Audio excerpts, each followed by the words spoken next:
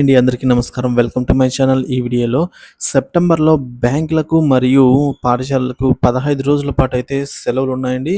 So, మరి ఆ 15 రోజుల పాటు ఉన్న సెలవులు ఏంటి? ఏ రోజులనేది పూర్తి వివరాలు ఈ వీడియోలో తెలుసుకుందాము. వీడియోని ఎక్కడ గాని స్కిప్ చేయకుండా ఎండ్ వరకు చూడనప్పుడే ఇన్ఫర్మేషన్ పూర్తిగా అర్థమవుతుంది. వీడియో చూస్తున్న ప్రతి ఒక్కరు వీడియోకి లైక్ చేయండి. అలాగే వీడియోని తోటి ఉద్యోగ పెన్షన్ మిత్రులతో అయితే షేర్ చేయండి.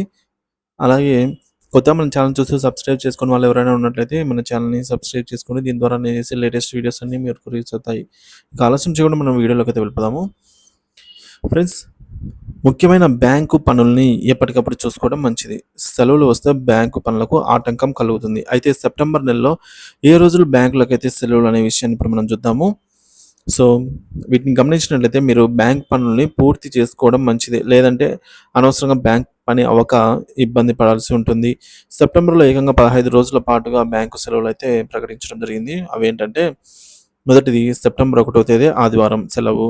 సెప్టెంబర్ 4వ తేదీ శ్రీ మాత ఆహ్, శంకరదేవుని తిరుభావ తిథి అన్నమాట.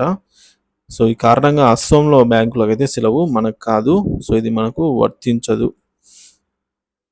సెప్టెంబర్ 7వ తేదీ సెకండ్ సాటర్డే కాబట్టి ప్లస్ గణేష్ చతుర్థి, వరసిద్ధి వినాయక వ్రతము, వినాయక చతుర్థి. సో, మన ఏపీ మరియు తెలంగాణలలో అయితే హైదరాబాద్, తెలంగాణలో అయితే మనకు హాలిడే ఉంది. సో, ఇది కూడా అప్లికబుల్ అవుతుంది.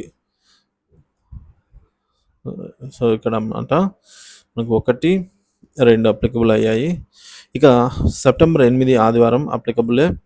ఇక సెప్టెంబర్ 14 శనివారం కర్మ పూజ మొదటి ఓణం కారణంగా అయితే కేరళ, జార్ఖండ్‌లో సెలవులు. అలాగే రెండో శనివారం కారణంగా మొత్తం అన్నీ కూడా సెలవులు. ఇక సెప్టెంబర్ 15 రోజున ఆదివారంతో సెలవు అందరికీ.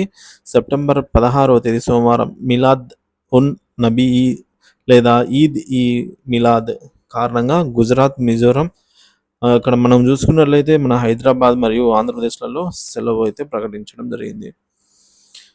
సో, 17వ తేదీ మనకు చూసుకున్నట్లయితే ఇక్కడ ఇది మనకు వర్తించేలా లేదండి. ఎందుకంటే ఇంద్రజాత్ర, ఈద్ ఏ మిలాద్ సో, కారణంగా సిక్కిం, ఛత్తీస్‌గఢ్‌లలో మాత్రమే సెలవులు. సో, మరి సెప్టెంబర్ 18న పాంగో లాప్సో కారణంగా అస్సాంలో ఇవైతే మనకు వర్తించదు. బ్యాంకులు క్లోజ్. సో, సెప్టెంబర్ 20 శుక్రవారం ఈద్ ఈద్ ఈ మిలాద్ నబీ కారణంగా అయితే అందరికీ సెలవులు. సెప్టెంబర్ 21 కారణంగా శ్రీనారాయణ గురు సమాధి దినోత్సవం కారణంగా కేరళలో అయితే బ్యాంకులు క్లోజ్. ఇది మనకు వర్తించదు.